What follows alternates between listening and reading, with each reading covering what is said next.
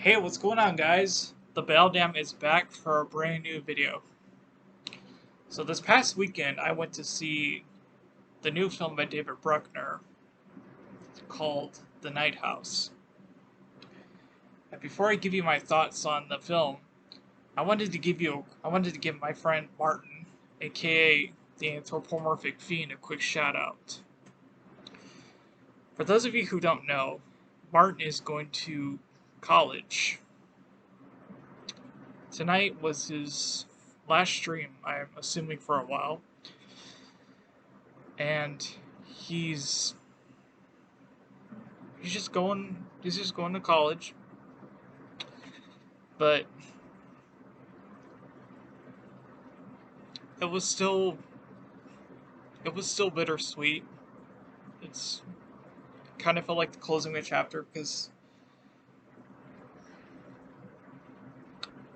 Martin's a real good friend of mine, and I just wanted to give him a quick little shout out. So, Martin, Anthropomorphic Fiend, this is the Beldam to you, saying good luck at college. Thank you for all the great content you provided, and I hope you continue to do videos once you're in college. So, good luck. Now, The Night House. I wasn't really planning on seeing this movie. I really didn't have. I really didn't have. I don't say that much. I really didn't say that much interest in it. But the truth is, I really didn't know that much about it until my friend. I didn't really until my friends started talking about it and reviewing it and saying how good it was. So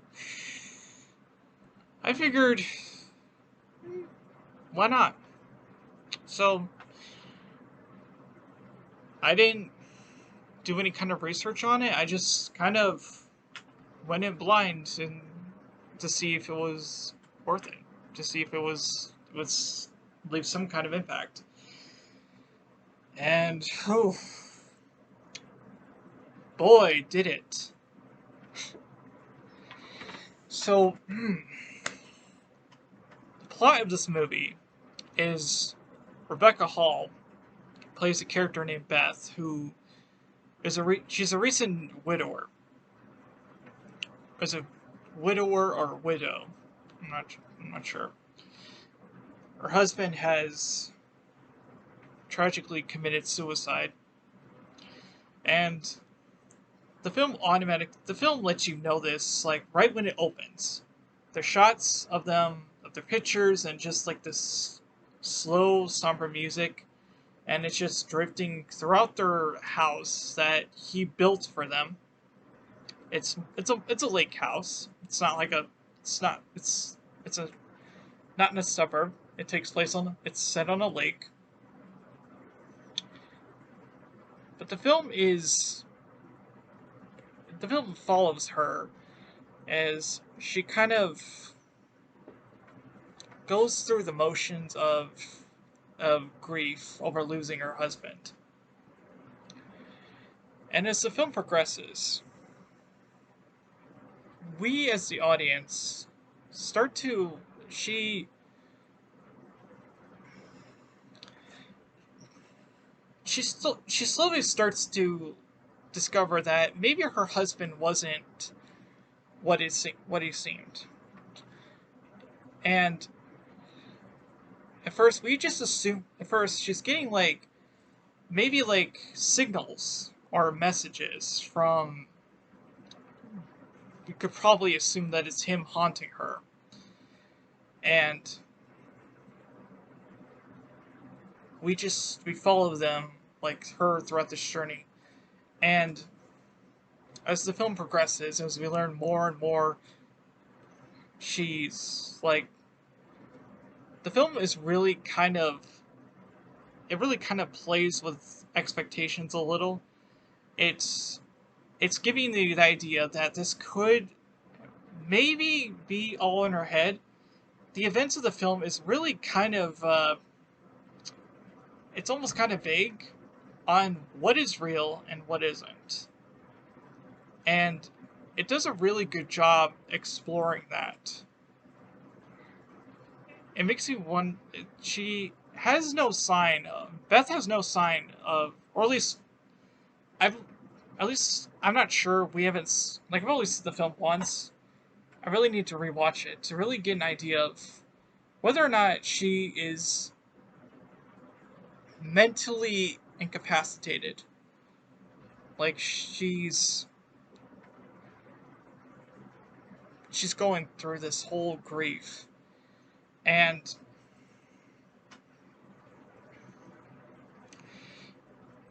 the film just doesn't really. The film,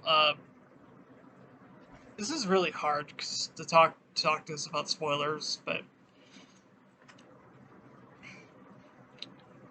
it just it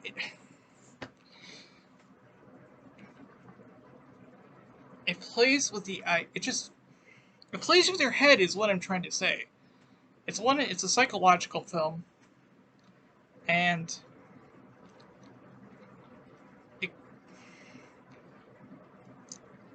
it makes you question what real and what isn't.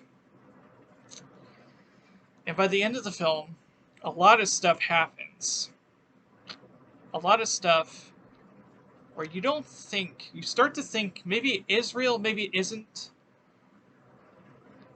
But the film is really, really good at keeping you engaged. When I was watching it, I was never really bored. I was never bored.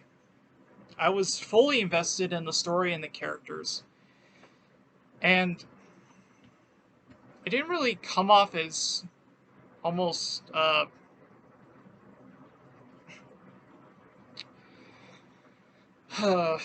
excuse me. It didn't come off as pretentious. It really didn't. But it was very, very almost it's like a good setup for what's to come. And there's two key scenes in this movie that I would like to discuss really quick. There's some jump scares in this movie. I will let you know that right now. But they're not cheap. They're really, really good at making you unsettled. This is an unsettling story. And there's a scene that takes place on a dock at night, and Beth is just standing there calling out to her husband because she thinks that she sees him standing out on the lake. And all she has is a flashlight and just this fog surrounding her, and all you can see is all the light is the source of light is coming from her flashlight, and it's keeping you kept me on my toes because I thought that something was going to happen. And whether something does or doesn't, I'm not going to tell you that. And the other thing is the ending. Like I said, there's a lot of things that happen at the end of this movie. It throws everything at you. And the ending, well, let's put it this way. Without spoilers, the ending goes in a way that I didn't expect it to go, and then the way I expected it to, or I hoped that it wouldn't go the way I expected, it didn't. So, if that makes sense, with the tone and the themes of depression, you can almost get an idea of what this ending could imply. Whether it was real or it wasn't is up to the viewer. And I thought it was going to go one way, and it went the way that it would almost expected you to. So that's all I'm going to say on that. This is just a very, very good thriller. And it surprised me on how much I enjoyed this. Because I've seen The Ritual only once. And another film directed by David Bruckner, and then it's been a minute since I've seen that one. But I remember really enjoying it. But this one I thought was really good too. And I'm sorry I can't talk about that much without spoilers. All you need to know is just the basic details of this is a recent widow.